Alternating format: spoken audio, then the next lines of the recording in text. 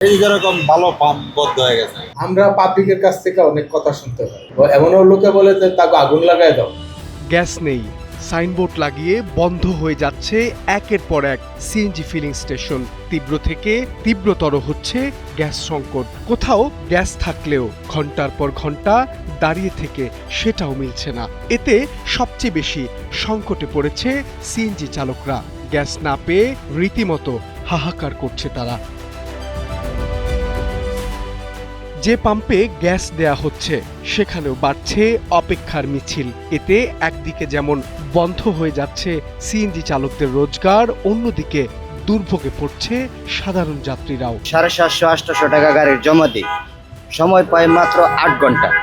এর ভিতরে 4 ঘন্টাই জায়গা সিরিয়ালে। 4 ঘন্টা সিরিয়াল দিয়েও আমি এক গাড়ির গ্যাস পাই না। 50 টাকা, 80 টাকা, 100 টাকার গ্যাস দিই। ইয়া দিয়ে মনে করেন যে 400-500 টাকা ভাড়া মারলেই সময় আবার শেষ, গ্যাস শেষ। অবশ্যই বলার কিছু আছে সরকারের কাছে। সরকার ছাড়া আমাদেরকে এই বিপদের থেকে উদ্ধার কে করবে? সরকার ছাড়া কেউ করবে বলেন? মাননীয় প্রধানমন্ত্রীর কাছে দৃষ্টি আকর্ষণ করে বলতেছি, এটা কিছু একটা করেন আপনি। গ্যাস সংকটের সরাসরি প্রভাব পড়ছে নগর জীবনে। পর্যাপ্ত সিএনজি না থাকায় যাত্রীদের গুনতে হচ্ছে বাড়তি ভাড়া, অপেক্ষা করতে হচ্ছে দীর্ঘ সময়। অনেক চালক বাধ্য হয়ে আগেভাগেই গাড়ি গ্যারেজে ফিরিয়ে নিচ্ছেন। গাবতলির থেকে চেষ্টা করতে করতে এর মধ্যে ধুলাই খাল বললাম, এই জায়গায় লাগাইলাম, কিন্তু কোনো পাম্পে গ্যাস পাইতেছে। আমি 4-5টা পাম্প ঘুরছি, গ্যাস পাইনি। এই যেরকম ভালো পাম্প বন্ধ হয়ে গেছে। এভাবে যদি দেশ চলতে থাকে তাহলে আমাদের ফ্যামিলি নিয়ে আমাদের চলা অনেক কষ্ট হবে। আমরা দেশে আর থাকতে পারবো না। গ্যাস আমরা একেবারেই পাচ্ছি না। স্টেশন মালিকদের ভাষ্য, গ্যাসের স্বল্প চাপের কারণে অনেক সময় স্টেশন চালু রাখাই সম্ভব হচ্ছে না। ফলে ব্যবসার পাশাপাশি ভোগান্তিতে পড়ছেন হাজারো গ্রাহক। মেশিনই চালাইতে পারি না, গ্যাস আসে না। তোরা ভোগান্তি, আমরা রাজ্যে মানে ডিউটি করতে হইতেছে। প্লাস যারা গ্যাস নেয় গাড়িতে, তারা সারাদিন লাইনে বসে থাকে, সারা রাত লাইনে বসে থাকে, কিন্তু সর্বশেষ গ্যাস পায় না। আমরা অনেক কষ্টে আছি। প্লাস যারা গাড়ি চালায় সিএনজি দিয়া, তারাও অনেক কষ্টে আছে। আমরা পাবলিকের কাছ থেকে অনেক কথা শুনতে হয়, এমনও লোকে বলে যে তাকে আগুন লাগাই দাও। সরকারের পক্ষ থেকে বলা হয়েছে কারিগরি ত্রুটির কারণে দেখা দিয়েছে গ্যাস সংকট। সংশ্লিষ্টরা বলছেন সরবরাহ স্বাভাবিক না হওয়া পর্যন্ত সংকট পুরোপুরি কাটবে না।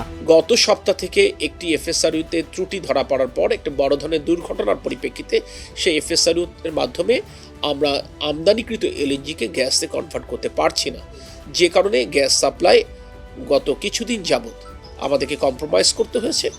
আমাদের বাসাবাড়ি, আমাদের ইন্ডাস্ট্রিজ, আমাদের পাওয়ার প্ল্যান্ট, গণপরিবহন সকলেই সেটার জন্য কষ্ট করছেন। এই মুহূর্তে দেশি বিদেশি বিভিন্ন বিশেষজ্ঞরা এই সমস্যাটা সমাধানের জন্য প্রাণান্তকর চেষ্টা করছে। সংকট মোকাবেলায় আন্তর্জাতিক পর্যায়েও তৎপরতা বাড়ানোর কথা জানিয়েছে সরকার। জ্বালানি সরবরাহ স্থিতিশীল করতে মালয়েশিয়ার প্রধানমন্ত্রীর কাছেও সহযোগিতা চাওয়া হয়েছে। পাশাপাশি দ্রুত কারিগরি সমস্যা সমাধান করে গ্যাস সরবরাহ স্বাভাবিক করার আশ্বাস দিয়েছেন সংশ্লিষ্টরা। বাংলাদেশ সময় দুপুর 2টায় মাননীয় প্রধানমন্ত্রী তারেক রহমান মালয়েশিয়ার প্রধানমন্ত্রী জনাব আনোয়ার ইব্রাহিমের সাথে ফোনে কথা বলেছেন। বাংলাদেশের এই উদ্ভূত জ্বালানি সংকট মোকাবেলায় তার এবং তার দেশের সহযোগিতা কামনা করেছেন।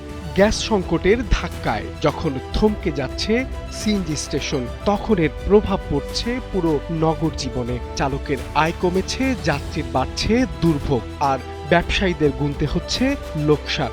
এখন সংশ্লিষ্টদের আশ্বাস বাস্তবে কত দ্রুত কার্যকর হয় সেদিকে তাকিয়ে ভুক্তভোগীরা।